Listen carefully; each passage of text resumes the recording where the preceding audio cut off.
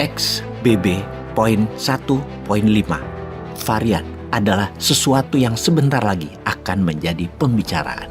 Sahabat izin, informasi kali ini dibuat dengan tergesa-gesa karena XBB.1.5 adalah virus varian Omicron baru yang sangat cepat menular yang sudah di ujung pagar Indonesia. Informasi ini persis seperti kejadian bulan Februari 2022 di mana seminggu sebelum serangan Rusia ke Ukraina, tim YouTube Bosman dengan kencangnya memberitakan akan masuknya tentara Rusia ke Ukraina. Kemudian benar, Rusia masuk dan menjadi perang beneran terjadi. Setelah itu, informasi berikutnya yang Bosman selalu infokan adalah Tiongkok pasti ambil Taiwan. Untuk ambil Taiwan diperlukan sebuah persiapan panjang. Diperkirakan persiapan itu memakan waktu 2 tahun sampai 4 tahun dan masa paling tepat adalah 2027 diperkirakan. Pokoknya sebelum tahun 2049 Taiwan pasti masuk ke Tiongkok menjadi satu sistem bernegaranya. Siapa yang akan menganeksasi Taiwan? Yang paling ambisius adalah Xi Jinping. Dan tahun 2027 adalah masa ketiga di ujung jabatannya dan untuk keterpilihan 4 kalinya harus ada momentum atau lompatan. Yang terbaik adalah mengambil Taiwan. Semua diinformasikan rinci oleh Bosman, perlahan dan panjang, berseri. Bahkan mungkin yang tidak menganggap informasi seperti ini penting. Untuk apa memahami dunia di luar sana? Yang penting Anies jadi presiden, yang penting Ganjar jadi presiden, yang penting Prabowo jadi presiden, yang penting Jokowi jadi presiden lagi diperpanjang 2-3 tahun lalu bisa 3 kali. Apapun itu terserah kalian sahabat. Tapi informasi tentang geopolitik dunia adalah syarat penting untuk generasi muda memahami kekuatan Indonesia agar bisa jadi global player dan menjadi kekuatan utama dunia. Yang selama 7 presiden, belum. Saat ini, Indonesia masih mentah. Ekonominya berdasarkan GDP masih nomor 16 besar dunia. Kekuatan militer dalam hal persenjataan masih nomor 15 dunia. Di mana 90%-nya armor, arsenal, alutsista tadi adalah impor. Industrial military kompleknya masih belum jadi. Keterampilan tentaranya dalam hal jumlah dan kombatan skill masih nomor 12 dunia. Kekuatan tentara aktif 500.000 personel tentara dan kekuatan bisa menjadi besar karena ada 5 juta manusia Indonesia yang bisa dimobilisasi untuk angkatan kelima dalam perang. Populasi nomor 4 dunia dan masih muda usianya rata-rata, semua itu baru kekuatan standar. Sejauh ini, cara menghitung kekuatan Indonesia, apakah Indonesia global player atau Indonesia superpower. Negara superpower itu, kalau kekuatan militer persenjataannya top 3 dunia, berbarengan dengan top 3 kekuatan ekonominya, itu baru disebut negara superpower. Terakhir adalah kekuatan budayanya, kekuatan pengaruh lifestyle, kekuatan budaya seperti Hollywood, Disney, Pixar, soft power lainnya. Seperti India punya Bollywood, seperti Korea Selatan punya K-pop, seperti Tiongkok punya Hong Kong Industrial Entertainment. Mereka mempengaruhi dunia soft power dan itulah 3 hal penting global player yang Indonesia harus miliki. Kembali ke XBB.1.5 yang kita mulai dengan mengingatkan bahwa WHO bukan kepanjangan dari World Health Organization, tetapi Wuhan Health Organization. Karena apapun yang Tiongkok lakukan dibenarkan oleh WHO dan dibantu, ditutup-tutupi oleh WHO.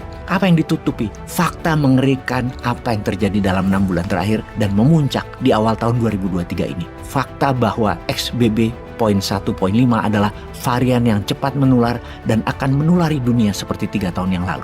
Dan fakta bahwa semua ini akan terjadi di dunia adalah Tiongkok yang menularkan dan WHO tidak pernah menyalahkan Tiongkok, bahkan melindungi. Itulah mengapa WHO oleh kita diberi julukan Wuhan Health Organization.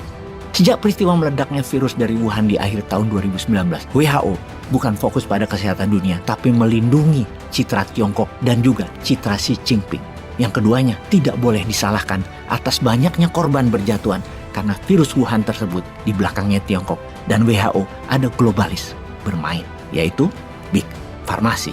WHO harusnya membuat dunia sehat dan aman dan juga menolong yang lemah, tetapi tidak dilakukan. WHO mengatakan fenomena yang saat ini terjadi di Tiongkok adalah hal yang bisa teratasi dengan mudah. Dan dari mana data tersebut kalau tidak dibungkus dari fakta agar dunia percaya bahwa virus kali ini tidak berbahaya dan aman.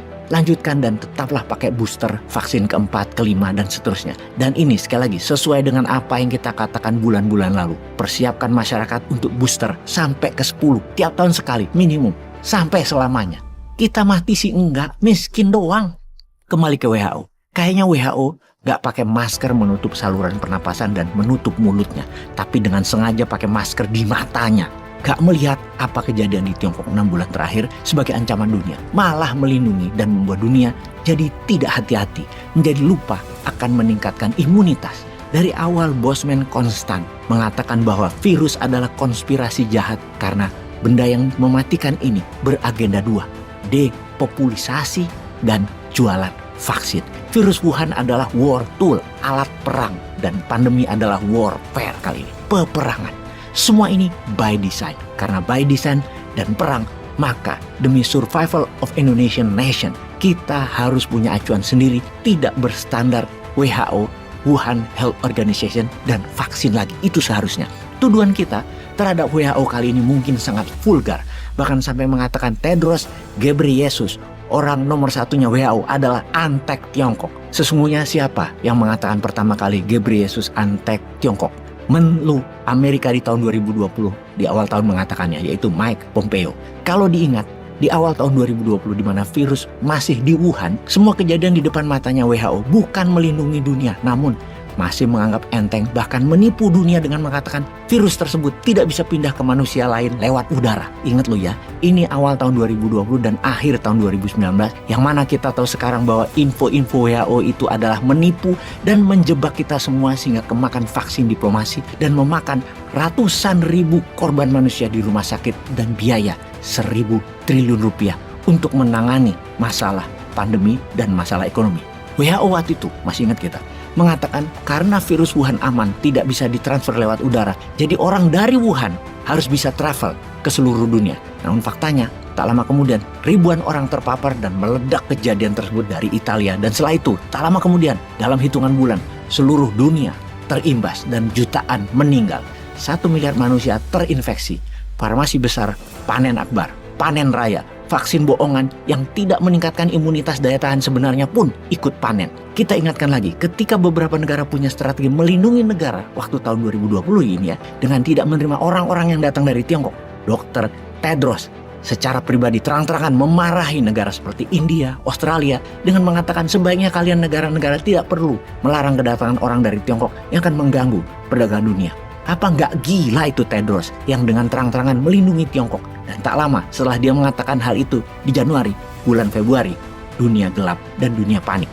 Sebenarnya satu orang itulah akar masalah dunia. Karena sebagai ketua orang nomor 1 WHO, bukannya melindungi dunia tapi melindungi hanya Tiongkok. Pencitraannya dia adalah buzzer Yuannya Tiongkok dia itu. Ketika bulan Februari setelah Tedros ketemu Xi Jinping, Tedros memuji betapa luasnya pengetahuan Xi Jinping itu. Itu di media dunia resmi loh dia mengatakan dan memuji Xi Jinping. Dan tak lama setelah itu baru dia mengatakan bahwa virus adalah pandemi dunia. Setelah dapat go ahead dari Xi Jinping baru mengatakan hal itu. Gendengnya orang. Oke, coba sahabat memikirkan apa yang seharusnya kita lakukan sekarang demi survival of the nation Indonesia. Akan apa yang sebentar lagi masuk dan menjadi masalah kesehatan nasional. Ditunggu komen Anda.